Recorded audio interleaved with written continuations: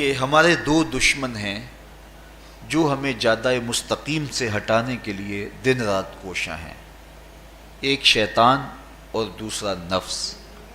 یہ دو دشمن ہیں جو ہماری متاع عمل، ہمارا خلوص، ہماری للہیت، ہمارا باطن لوٹنے کے لیے ہر وقت مستعد اور فعال رہتے ہیں۔ اب ان دو دشمنوں سے ہمارے تنہا ناتواں وجود کا مقابلہ ہے، اور ان میں سے جو بڑا دشمن ہے وہ نفس ہے، کیونکہ شیطان نے جب انکار سجدہ کیا تو ہم تو یہ کہتے ہیں کہ ہمیں شیطان نے بہکا دیا، لیکن شیطان نے جب انکار سجدہ کیا اور خود بہک گیا تو اس وقت کوئی دوسرا شیطان تو نہیں تھا جس نے شیطان کو بہکایا، وہ نفس تھا جس نے شیطان کو شیطان بنایا۔ اس نے اندر سے کہا انا خیر منہ، میں بہتر ہوں۔ تو یہ انانیت جو تھی، انا خیر منہ، اس نے اس کو بہکایا۔ تو شیطان کو شیطان بنانے والا نفس ہے، تو نفس شیطان سے بھی بڑا دشمن ہے۔ ایک بزرگ تھے، وہ ساری زندگی اپنی زبان پہ انا کا لفظ نہیں آنے دیتے تھے۔ اس مفہوم کو بیان کرنا ہوتا تو وہ الفاظ دیگر بیان کرتے، میں کا لفظ، انا کا لفظ وہ اپنی زبان پہ ساری زندگی انہوں نے جاری ہی نہیں ہونے دیا۔ کہتے تھے اس لفظ نے شیطان کا بیڑا غرق کر دیا، تو میں یہ لفظ زبان پہ آنے نہیں دوں گا۔ اچھا، بندے بھی بڑے عجیب ہوتے ہیں، کسی نے کہا لو لو، ان کی زبان پہ یہ لفظ آتا کیوں نہیں، میں جاتا ہوں اور ان کی زبان پہ یہ لفظ آئے ہی آئے۔ چلے گئے۔ بزرگ تشریف فرما تھے، نماز کا وقت قریب ہو رہا تھا۔ حضرت ایک مسئلہ پوچھنے آیا ہوں۔ کہا پوچھئے، شیطان کو کس چیز نے برباد کیا؟ حضرت آپ تو بولیں گے کہ میں نے، آنا نے، تو کہوں گا جیسے بھی ہوا ان کے زبان پہ لفظ میں تو آ ہی گیا نا۔ تو وہ بزرگ بھی بڑے سیانے تھے، اس کی نیت کا کھوٹ سمجھ گئے۔ فرمانے لگے بیٹا نماز کا وقت ہو گیا ہے، نماز پڑھ لیتے ہیں پھر اس پہ بات ہوتی ہے۔ نماز ہوئی، سلام پھرا تو خود ہی فرمانے لگے کسی نے کہا تھا کہ شیطان کو کس چیز نے برباد کیا، جواب دینا چاہ رہا ہوں، کس نے پوچھا تھا؟ جھٹ کھڑا ہو گیا، میں نے کہا اسی چیز نے اس کا بیڑا غرق کر دیا۔ تو جو نفس تھا وہ شیطان کو شیطان بنانے والا ہے۔ تو ہمارے ساتھ نفس بھی لگا ہوا ہے، ہمارے پیچھے شیطان بھی لگا ہوا ہے۔ شیطان بھی بڑا مکار دشمن ہے، چھوٹا دشمن یہ بھی نہیں ہے۔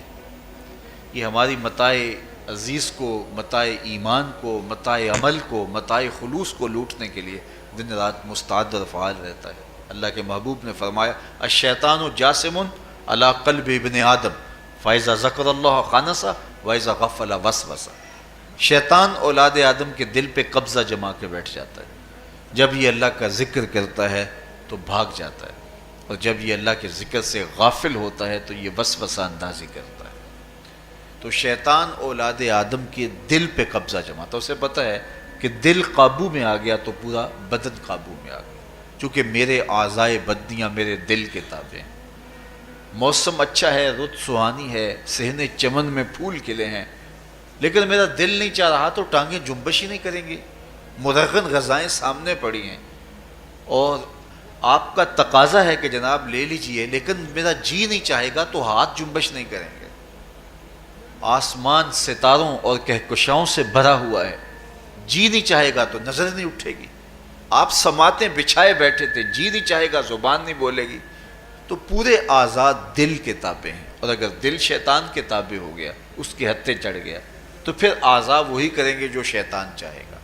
اور اگر یہ دل مالک کی محبت سے سرشار ہوگا تو پھر دل جو چاہے گا وہی اعضاء کریں گے۔ تو دل اللہ کی نافرمانی کی چاہت ہی پیدا نہیں ہونے دے گا، تو اعضائے بدنیاں کا رخ بھی اللہ کی رضا کے حصول کے لیے ہوگا۔ تو شیطان بھی قبضہ دل پہ جماتا ہے اور دل کو قابو میں کر کے حضرت انسان کا بیڑا غرق کرتا ہے۔ اللہ تعالیٰ کا کرم یہ ہوا اذا جاء رمضان سلسلۃ الشیاطین۔ اللہ کے محبوب علیہ السلام ارشاد فرماتے ہیں جب ماہ صیام آتا ہے تو شیاطین جکڑ دیے جاتے ہیں، جنت کے دروازے کھول دیے جاتے ہیں، جہنم کے دروازے بند کر دیے جاتے ہیں۔ اب ہمارے دو دشمن تھے، ایک نفس اور دوسرا شیطان۔ دونوں کے مقابلے میں ناتواں اور کمزور جان کو مقابلے میں آنا پڑتا تھا، لیکن جب ماہ سیام آیا، یہ ماہ انور آیا، تو ہمارے دو دشمنوں میں سے ایک دشمن باندھ دیا گیا۔ اب ہمارا مقابلہ صرف ایک دشمن سے رہ گیا۔ دیکھیے، ماہ رمضان آتا ہے تو مسجدوں کے در کشادہ ہو جاتے ہیں، لوگوں کا رجحان دین کی طرف ہوتا ہے۔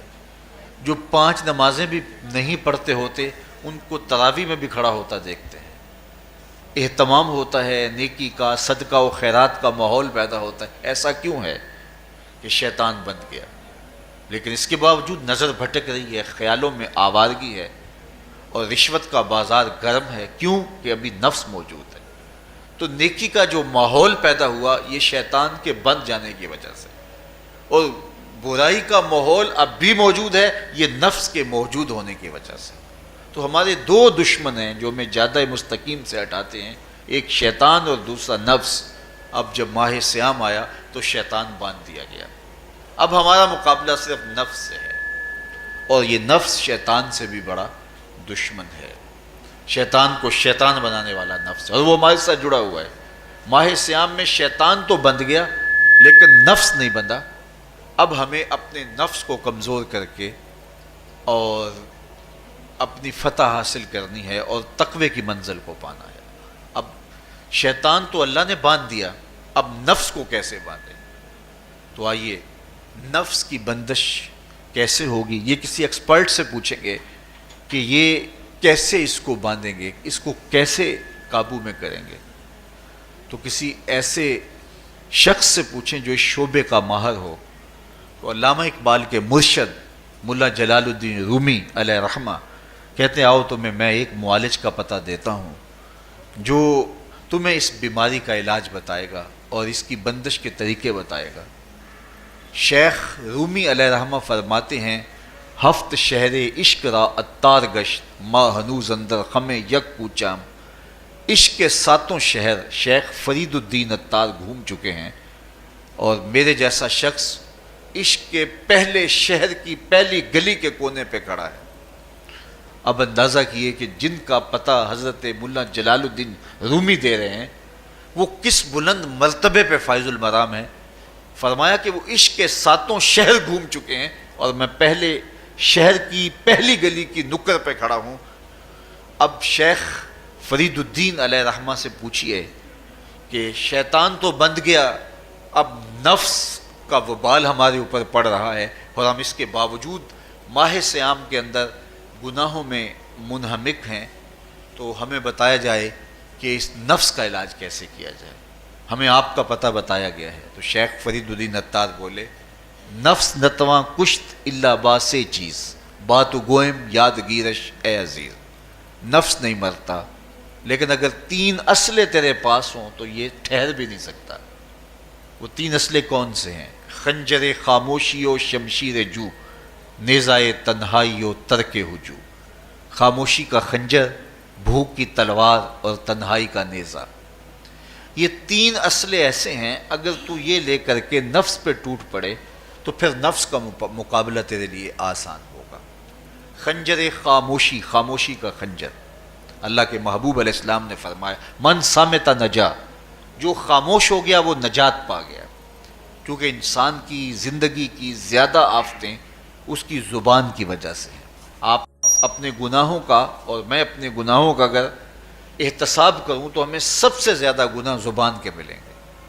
آنکھیں بھی گناہ کرتی ہیں، ہاتھ بھی گناہ کرتے ہیں، پاؤں بھی گناہ کرتے ہیں، لیکن سب سے زیادہ گناہ زبان کرتی ہے۔ جھوٹ بھی بولتی ہے، غیبت بھی کرتی ہے، شکوہ بھی کرتی ہے، گالی سب و شتم اور کیا کچھ زبان کے گناہ ہیں۔ اسی لیے اللہ کے محبوب نے فرمایا، جو تمہارے 2 جبڑوں کے درمیان ہے یعنی زبان، اور 2 ٹانگوں کے درمیان ہے تمہاری پارسائی کی جگہ، تم ان 2 چیزوں کی مجھے ضمانت دے دو، میں محمد تمہیں جنت کی ضمانت دے دیتا ہوں۔ تو انسان کے سب سے زیادہ گناہ زبان کے ہیں اور اس کی پارسائی کی جگہ کے۔ تو اس لیے میرے حضور نے فرمایا، من صمت نجا، جو خاموش ہو گیا وہ نجات پا گیا۔ خنجر خاموشی، خاموشی کا خنجر نفس کشی کا ایک مؤثر ذریعہ ہے۔ اور دوسری بات، بشمشیر جو، اور بھوک کی تلوار۔ تو بھوک سے نفس کا مقابلہ کیا جا سکتا ہے، بھوک کی تلوار سے نفس کا سر کاٹا جا سکتا ہے۔ اللہ کے محبوب کا فرمان سنیے، یا معاشر الشباب من استطاع منکم الباء فلیتزوج فإنہ اغض للبصر واحسن للفرج فمن لم یستطع فعلیہ بالصوم فإنہ لہ وجاء۔ اے جوانوں کے گروہ، تم میں سے اگر کوئی نکاح کرنے کی طاقت رکھتا ہے تو وہ دیر نہ کرے، فی الفور نکاح کر لے، یہ نظر کا اور پارسائی کا محافظ ہے۔ لیکن اگر تم میں سے کوئی نکاح کرنے کی فی الحال پوزیشن میں نہیں ہے تو وہ کثرت کے ساتھ روزے رکھے۔ روزے قاطع شہوات ہیں، تو بھوک سے نفس کو جو ہے وہ روکا جا سکتا ہے، اس کو لگام ڈالی جا سکتی ہے۔ تیسری بات، نیزہ تنہائی، تنہائی کا نیزہ، تو فرمایا گیا کہ العافیت فی العزلہ، کہ تنہائی کے اندر ہی عافیت ہے۔